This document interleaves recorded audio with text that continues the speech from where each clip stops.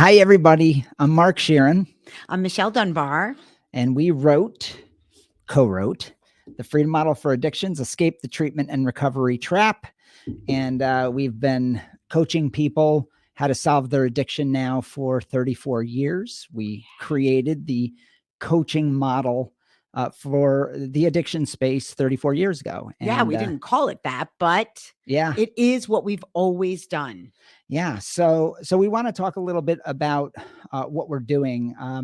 About a year ago, we started doing workshops for people, and 2-day workshops where we deconstruct their binge construct. Essentially, we show people why they do what they do. And that's Michelle and I working with them. And like one person at a time, because it has to be personalized for that person. That's right. So they spend 2 days with us, and then they also get support sessions after they go back home. And then also we give support sessions all the way out for 1 full year if they need it. Not everybody needs that, but that's what we do. So we started this like a year ago, and all of a sudden I said to Michelle, geez, we're booking up now pretty quick. And so we just got on the computer and we set up all the dates, which we're going to make live here soon, for this year. And I said, we better do a commercial and let people know that we're available because we want to work with you. Yeah. Yeah. I was coached in the early years by her father, and then I coached Michelle. Yep. And so we've been doing this a long time, and we want to help you. You know, some people can learn with the book, some people can learn with our online program and all the various things that we do. But ultimately, there's a whole group of people that are in pretty deep, and they're mystified as to why they're doing what they're doing, and they're struggling, and it's needless because we can show you how to get past this for good. No meetings, no endless mat regimens, no recovery, no struggle. Yeah. We will be your personal coaches. Yeah. And we want to work with you. So you look on the website. If you see a date that works for you, book it because they're going to go quickly. But if you don't see a date that works for you, then call us and we will figure out a date that works for both of us mutually, and we can make a plan. And as soon as you book it, you will become an online program member as well. You get that membership for an entire year, and you can start that right away as soon as you book it. So if you want to call us, and you're watching, it's in the top corner, 888-424-2626. That comes directly to Mark and I, and we will talk about when you can fly in and meet with us. Yeah. We look forward to it. We All do. right. Take care, everybody. Welcome to the Addiction Solution Podcast. I'm Michelle Dunbar. Enjoy listening and watching as addiction experts Mark Sheeran and I cover controversial as well as helpful topics on addiction, how to move past it, and other related subjects. As two of the co-founders of the Freedom Model, Mark and I will give you a completely new perspective on the topics that matter to you. We will take to task the Recovery Society's lies and misinformation and replace them with facts, research, and the methods to move on from addiction struggles without 12-step meetings, rehabs, and the shackles of endless recovery. Let's escape the treatment and recovery trap together and learn to be free. Welcome to the truth. Hey, everybody. Hi, everyone. Welcome to the Addiction Solution. I'm Michelle Dunbar. And I'm Mark Sheeran, and we are the co-authors along with Stephen Slate of the Freedom Model for Addictions, Escape the Treatment and Recovery Trap. And my book, The Freedom Model for the Family, yes. Which we don't have here anymore. We moved it. Oh, Yeah. It's over there on the floor. And we have an interesting topic today.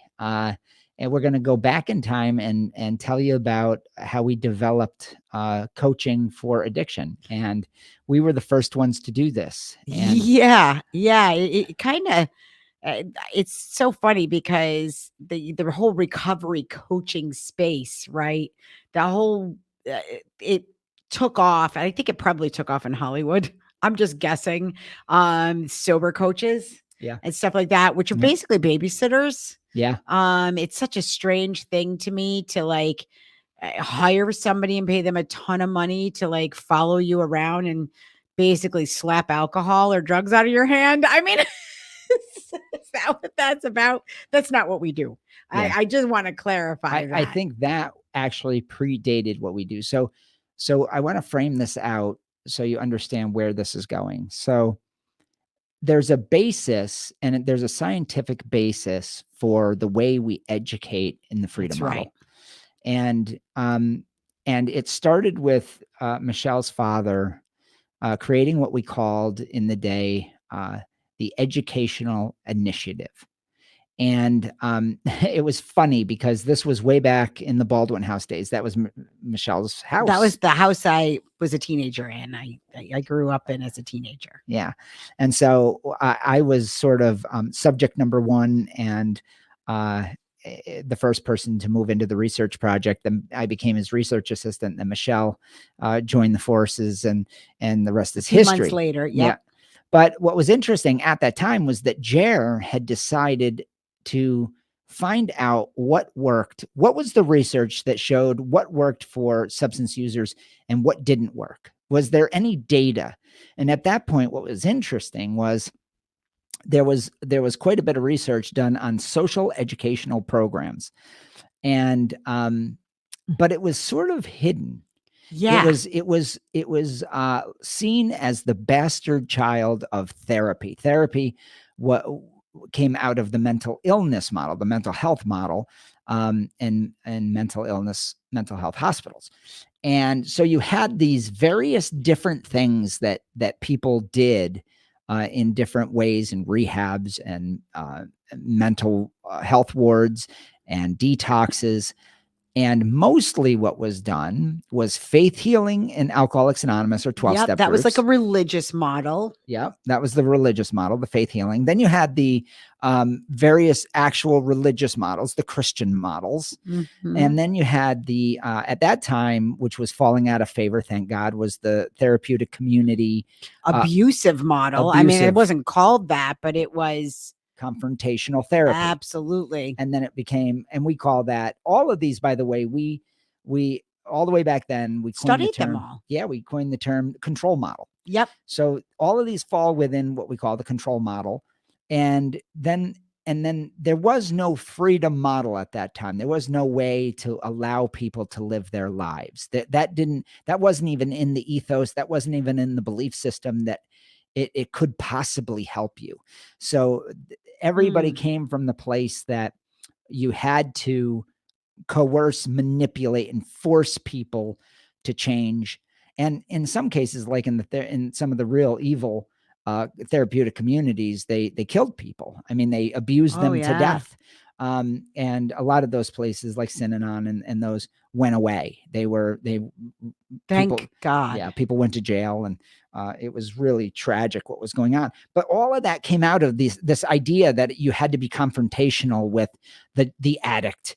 And that came out of, where did that come from? How is it possible that you could have a confrontational model, get that out of control? Well, that came out of Bill Wilson's and Dr. Silkworth's idea that you had to break people down to build them back up again. That's right. And they called it ego deflation at depth.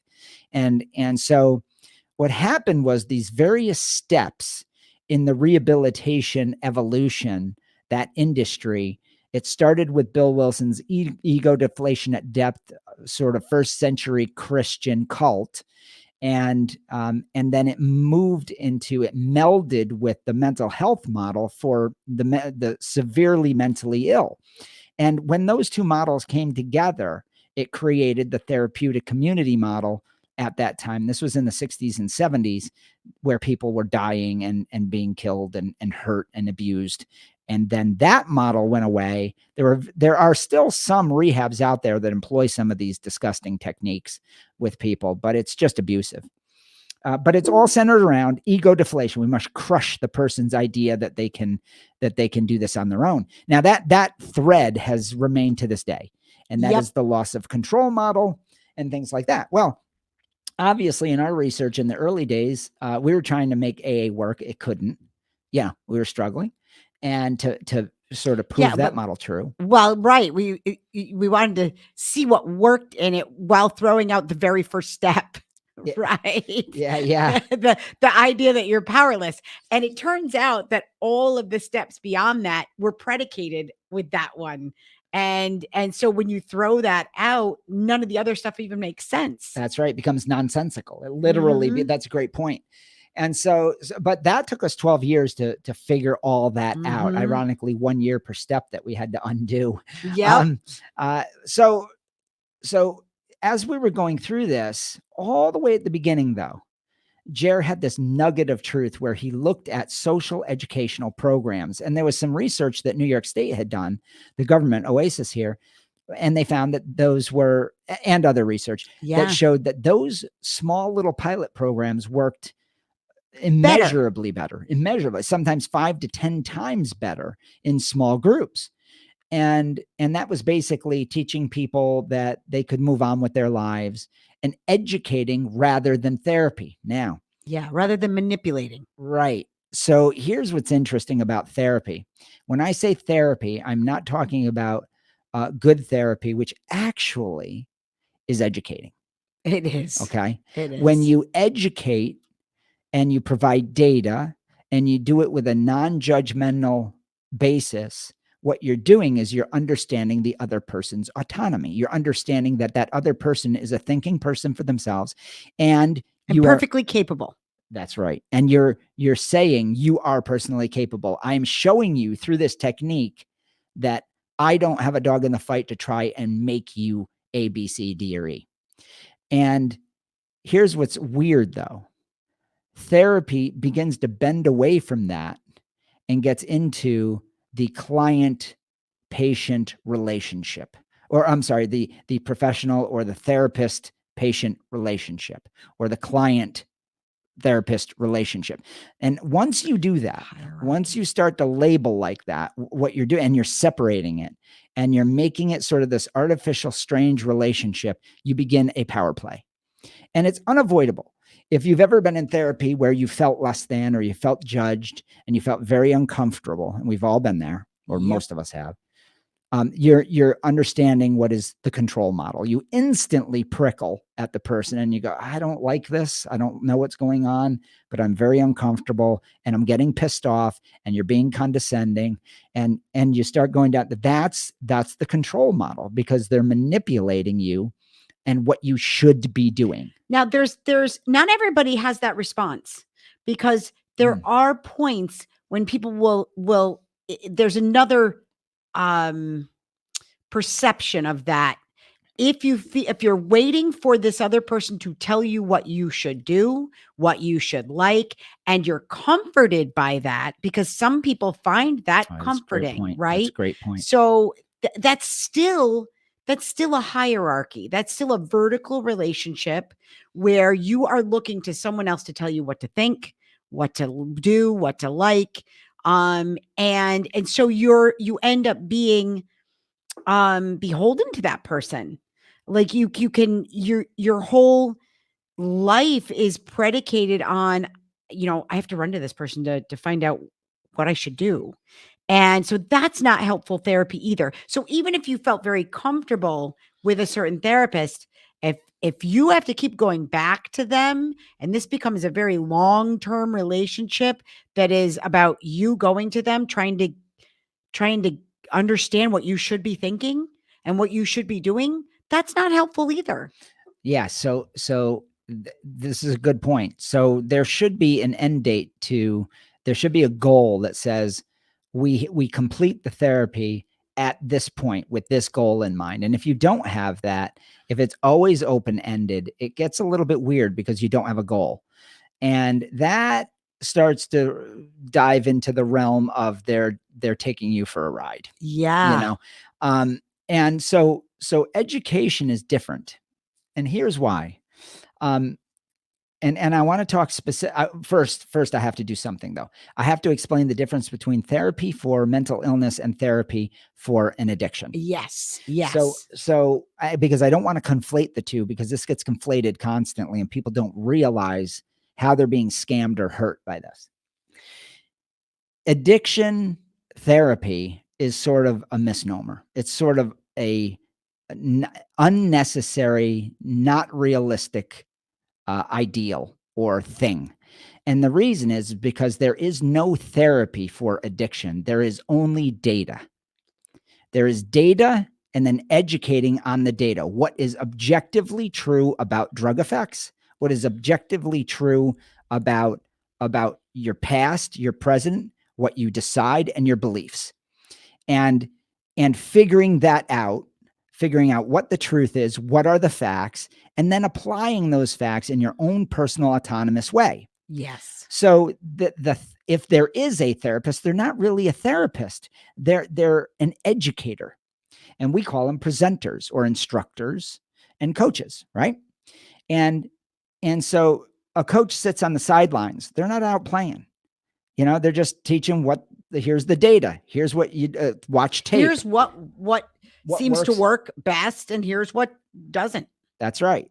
So when Jerry, all the way back, before we even delved into the study on Alcoholics Anonymous and whether that worked or not, had figured out something that nobody really had figured out deeply.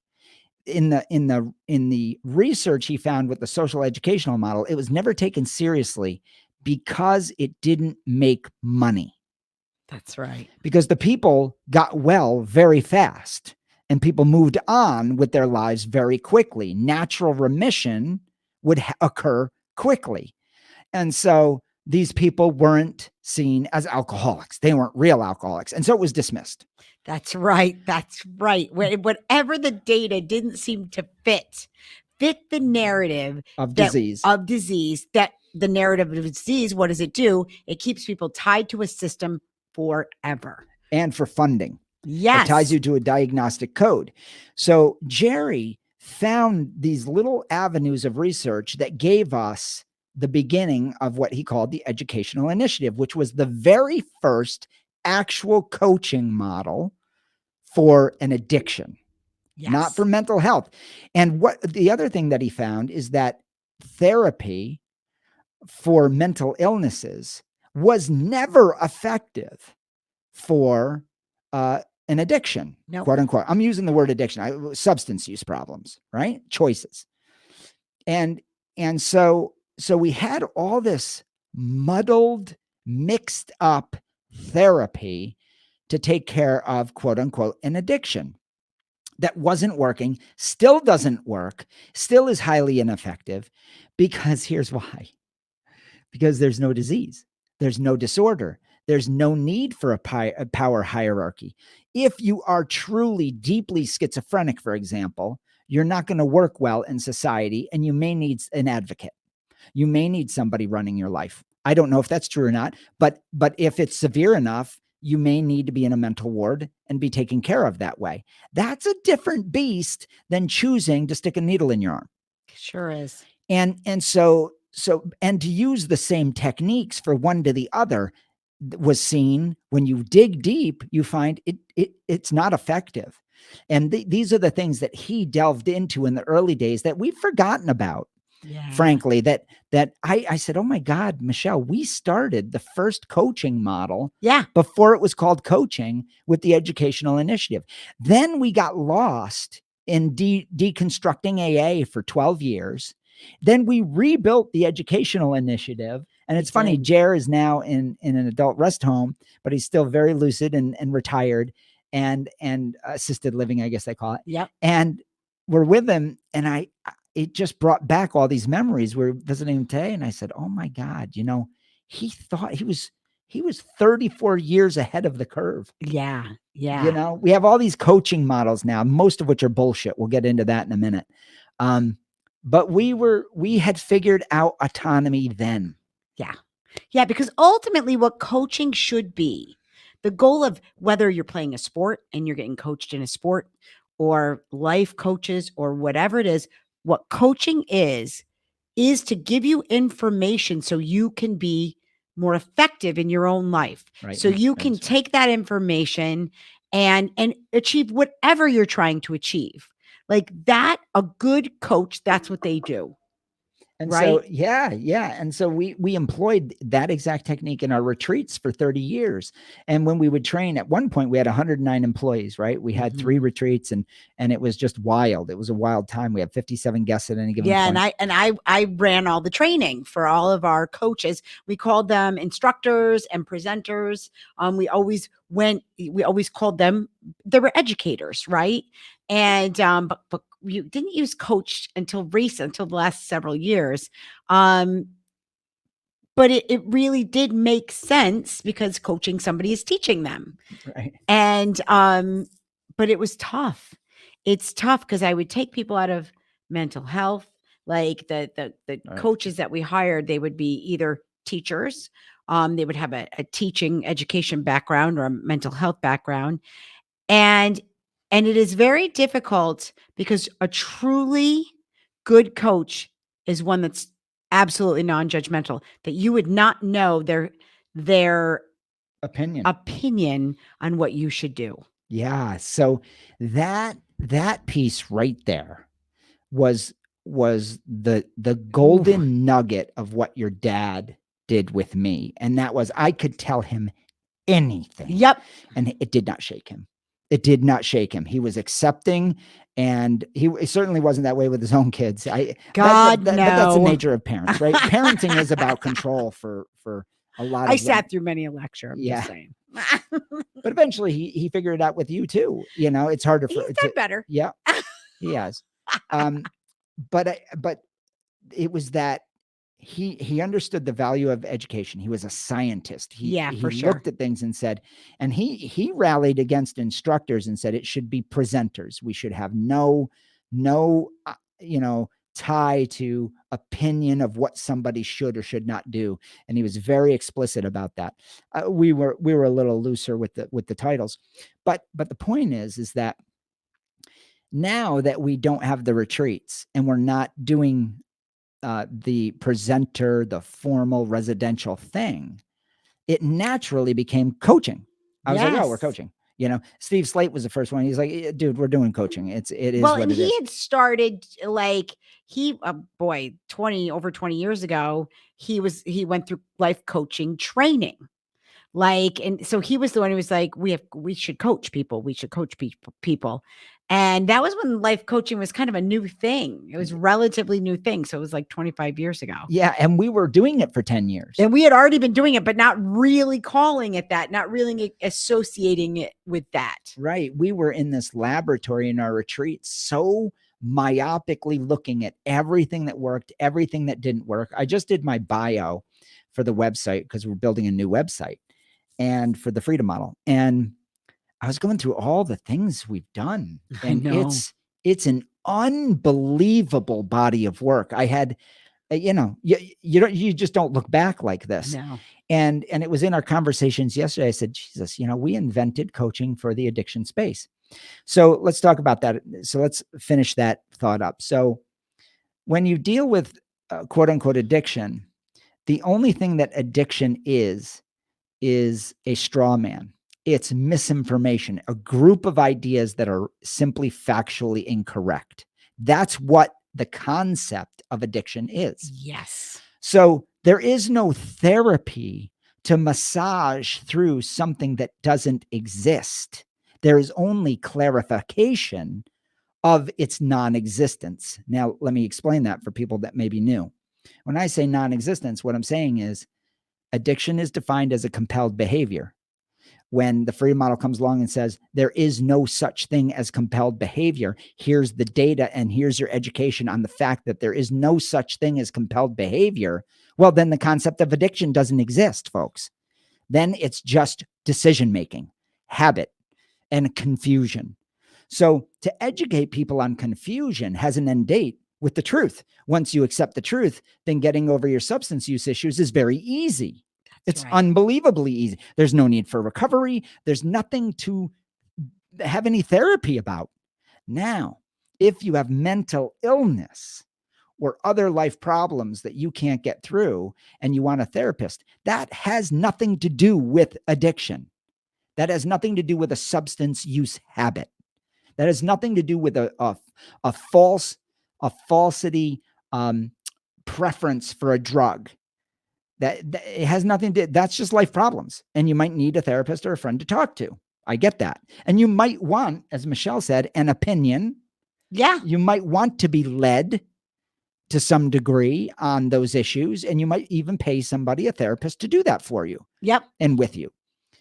I never wanted that. No, and I think a lot of people don't want that ultimately, because the ultimate goal of any therapy for any problem should be to get you to a point where you figured it out. That's right. And you figured out that you're in control of you, that you have control of your mind.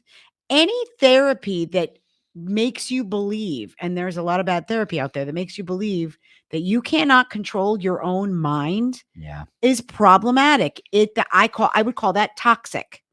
The fact that much all addiction treatment is predicated on this idea that you can't control your own mind and Right. your That own addiction thinking, is real. that Yeah. addiction is real and it takes over your brain and your mind. That's toxic. That is setting you up to struggle with every little aspect of your life. Yeah. Because they're going to connect it to everything with learned connections, which we cover in the book in Yeah. spades. So now we've split up coaching from therapy, right? So you have the coaching model, which is at its best is non-judgmental education, data gathering, and distributing the facts to the student, and then that student does with it whatever they want. And you both move in autonomous directions, and you discuss it, and you debate it, and you debate the facts, and you figure out how that applies to your life. That's a good coach. Yeah, That's that's a what we good do in the coach. freedom model. A good coach will guide you to help you to internally figure out exactly what's going on, help you figure out what you want, how much you like the stuff you're still doing. I mean, it'll help you to identify. It's a guide. It's a guide, Well, right? and what we do, yes, it's a guide, and it's a guide through the Socratic method, meaning the coach should be asking questions constantly. Yeah. And so that the person understands themselves and answers their own questions. So when I'm coaching, I'm asking a tremendous amount of questions that are very pointed. Why do you do the things you do? Do you believe addiction exists? Do you, and I have to understand, why do you drink when you drink? Describe to me why you think you like it so much in a hotel room compared to a bar. I mean, it can be a whole variety of topics, but I let the student lead. Really, I just ask questions, they lead, then I ask another question, they lead, I ask another question, they lead, and eventually they start to figure out, oh, I think I do it because of this. Then they've self-discovered truth. Then I provide data that either says, well, that's probably not true, the drug can't do that, or you know what, you're right, you just discovered that you're empowered, that you are totally capable, whatever it might be. Right. So that's the method, non-judgmental, the Socratic method. A lot of questions being asked, a lot of debate, and then of course a text filled with the data, right? Filled with the facts. Because if you don't have the facts, then what the hell are you debating? Right. Right. And Right. that gets me to the next topic, which is bad coaching. Yeah. Now we have a whole industry of sober coaches, whatever the hell that means. Recovery coaches. Recovery coaches. Just the fact that it's in recovery tells you you're going down a bad road, because there is no such thing as recovery, because there's no disease from which to recover from. I basically, and I don't know this. I'm just guessing that a sober coach or recovery coach is like a paid AA sponsor. I think a lot of them are. Some are more fancy. Certainly, I know quite a bit about them. And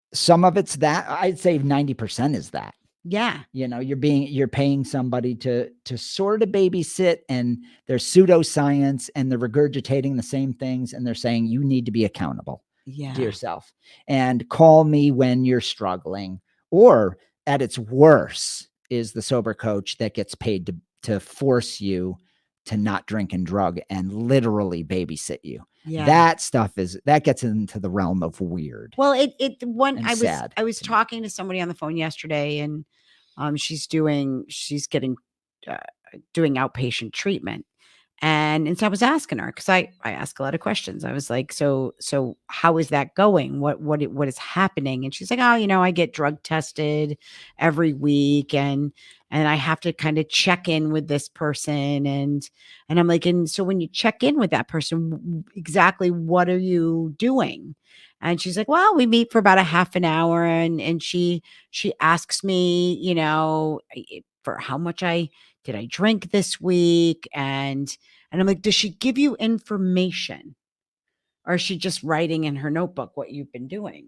And she goes, basically, she's just writing in my notebook what in her notebook what I've been doing. And it's, she goes, I kind of feel like I'm just checking in, almost like, um, it's like accountability.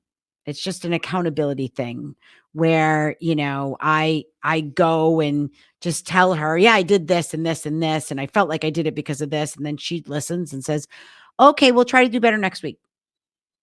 Yeah. Go to an AA meeting. Go to Go your to your meetings. meetings. Yeah, go to your meetings. Yeah. And she did say, she goes, I told her I didn't like the meetings, and she's like, well, that means you have to go.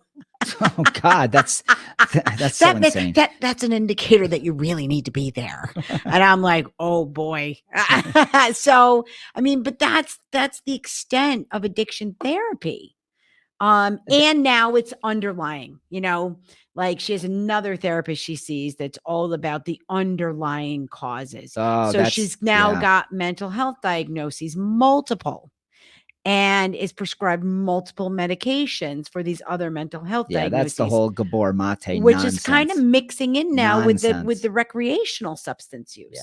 And talk about a dangerous road to go down. Yeah, if you connect trauma to your use in some causal way, that's just manufactured, first of all, and it's devastating, because with that belief, you're screwed, because you're going to have trauma your whole life at some point.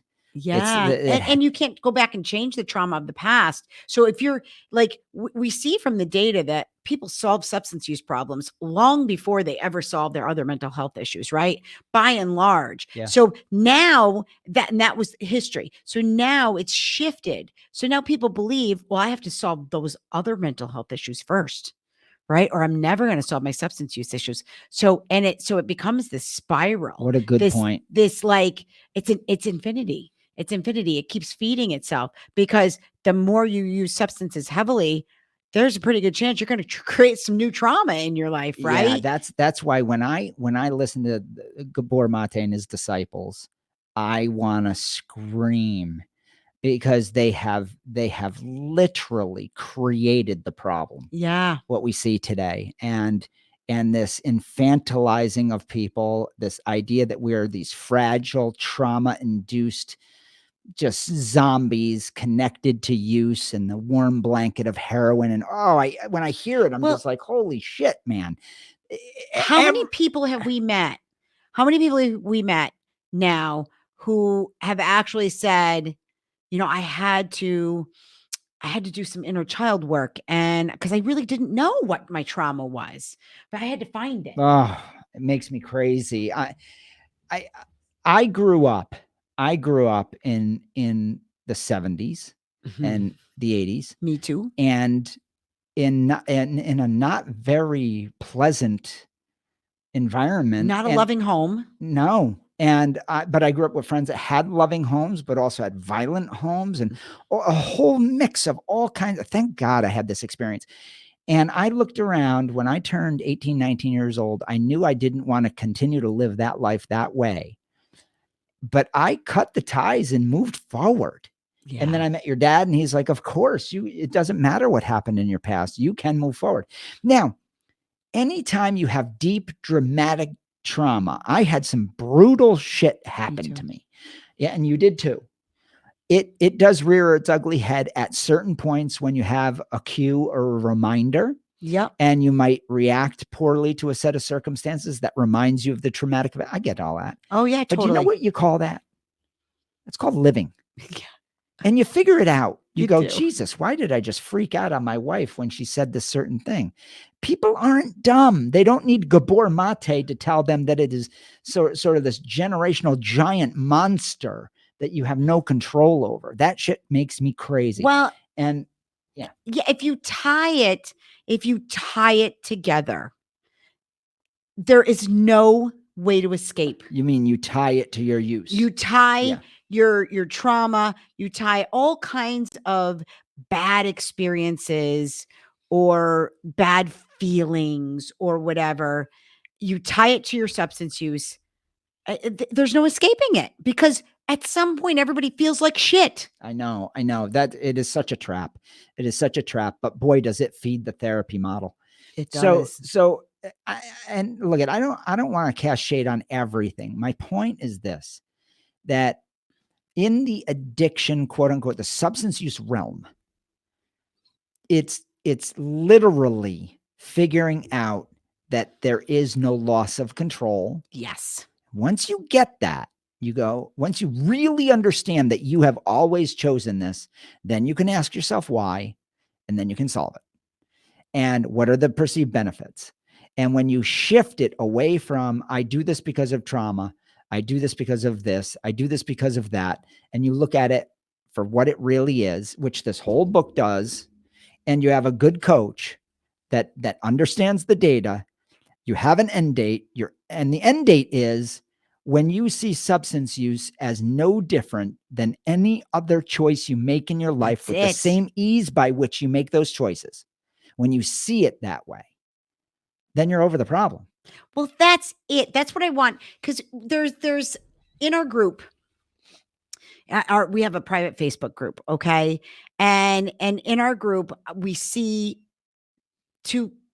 a couple different kind of groups of people. We have the people that have been in the group a long time. They've read the book, and by the way they answer the questions of the newer members in the group, we can see they figured it out. Yep. Right, Yeah. because it's easy. Yeah, they got it. They got it. Yeah. And then we have a group of people that have been around a long time, and they keep, which is fine. It's a good place to post, I understand everything and I've debunked it all, but I'm still struggling. Well, then you haven't. That's it. Okay. That's right. Because once you fully deprogram from all of this erroneous belief system that is, by the way, absolutely insidious in our culture and our society, you're bombarded with it every day. Okay. So there are things that you don't even know that you believe that are still keeping you stuck. That is what coaching is for. That's right. Okay. That's if right. it's still hard for you and you still don't know why you're drinking yourself to oblivion every day, or you're going on these binges of whatever substance you're doing, or you're doing this behavior you would wanted to stop a long time. If you're still doing that, I needed coaching. He needed coaching. I did. We were those people. So we're not judging it. We're just saying it's here for you. That's right. So there's a class of people, and your father is actually one of them. I'm not one of these, who's what's called autodidactic, right? Yes. That means they read, they look at data, they understand it, and it becomes emotional, and they figure out their problems internally and move on. Yeah. And they can do that by reading and looking at data. And data might be a novel, for that matter. It could be anything, but they can read and they can absorb it, and it becomes, they get it. Do you know what I think, and this is just my theory, okay? My father has a very, very high IQ. He was like Mensa guy, right? Super, super smart. I think those people can do it. And I think people on the lower end do it very well. I think the people in the middle need the socialization of debate. That's us. Yeah. And I needed, in my case, I'm a systematic thinker. So I need somebody to debate the big concepts. Yes. I needed the data. I needed to read. I needed to discuss it. I needed to write. Yes. The whole run experiments, experiment with it. Yeah. Experiential learning. People learn differently. So if you're one of these people that's wallowing around, even with the freedom model, you don't have to. You just have to get the right style of education to figure it out. I just started classes with somebody, and he's going to run some experiments. We laid out a whole plan for him. And he goes, man, I couldn't have got that. I've read the book. I couldn't have got that from of course not. The book is a data set. That's it. It's a data set. We didn't create it as a full bore self-help book. We said, this is all the data that undoes the treatment and recovery lie, the sham. The videos that we have in the online program they give a little bit more. right? yeah. They give a little Yeah. bit more. They give our perspectives on things. They give you some more nuggets of you could try this, you could try this, right? But we're still on video form. Right. It's limited because you can't sit and interact with Right. somebody. So here's the point of let's bring this all around because it's been 36 minutes. So if you're in therapy and they're using a mental health or a confrontational model, or you feel condescended to, or you feel controlled, or you feel manipulated, then those are indicators that you're in the wrong thing. Yep. This should be a somewhat pleasant experience. It should be a positive experience, and it should end each session with a new understanding and an empowered feeling, a feeling that I get something. I've learned something that makes logical sense. It passes the common sense test because most things that are true will pass the common sense test. And then if you're in coaching and you feel like it's just glorified babysitting, and again, like an AA sponsor, that's a waste of your time. Get away from that. And so it all comes down to the right information, a completely non-judgmental approach, the Socratic method, where they're asking a ton of questions so they can build the puzzle with you, so they understand, so the coach understands your situation and vice versa, right? You're having a two-way conversation. And ultimately that there's an end date. And that is when it comes to substance use, that the choice to use or not is as easy as any other choice you have ever made in your life that's easily made. Yes. That is the goal. There should be no other goal when it comes to substance use. When it comes to life problems, life coaches, well, all I can tell you is that when I'm done with the addiction part with somebody, the substance use issue, we do life movements. They start swinging the bat. They usually hit a few home runs within the first few months, and they kick ass, and you move on. You part ways and you move on. Because when you take care of the primary problem, which is this thing that we've constructed that makes you feel utterly hopeless, powerless, suicidal, and destroyed, you get rid of that. Well, suddenly you have a clean mind from which to swing the bat with, and it becomes pretty easy. That's it. That is it. All right. So we did not talk about this at the beginning like we were supposed to. But if you are new to the Freedom Model and you're like, what the heck are they even talking about? You might want to click the QR code over there and come to our masterclass. You can enroll. We give a free masterclass every single week. It's 1 hour. Next week, or most weeks it's on a Wednesday. So when this is going to be released, I think it'll be on the Wednesday that week, and then the week after that. Yeah, we talk all about the Freedom Model and the differences between the addiction treatment model and the Freedom Model, and why the Freedom Model is so effective for so many people. Yep. So that's the masterclass. And again, thefreedommodel.org, you're going to see over the next 2 months, significant change. Yes, we're totally revamping the website. It's hot. It's definitely time. And the Freedom Model app. Oh yeah. We have an app now for your phone. You can get it at our website, although I'm not sure where it is on there right now, quite frankly. But if you go to thefreedommodel.org/mobile app, you can download it there. Or you can go right to the Apple and Google stores, Play stores, and get it there as well. The Freedom Model. Well, has it been indexed? It's been indexed, but if it hasn't on your device, just hit new. Yeah, if you search for the Freedom Model and then hit new, it should be there. All right. So, all right, everybody. Thank you so much. Hey, if you like our podcast, give us 5-star rating wherever you watch it.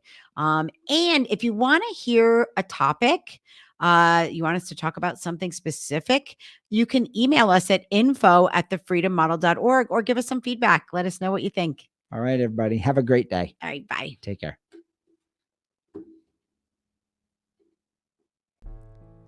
Are you struggling with a drug or alcohol problem, but you don't want to go to rehab or group meetings? That's why we created the non-12-step Freedom Model Coaching Program in 2011. Through video conferencing on Zoom or Skype, you can work privately with a certified Freedom Model coach from your home or office on your schedule. And here's the best part. With the Freedom Model, you'll never be labeled an addict or an alcoholic, and we won't tell you to go to 12-step meetings or hamper your life with endless recovery rituals. Instead, you can learn exactly why addiction isn't a disease and how you can solve the problem for good and move on with your life. Do you want to be completely free from your addiction? Do you want to never have to attend meetings, rehabs, or addiction counseling ever again?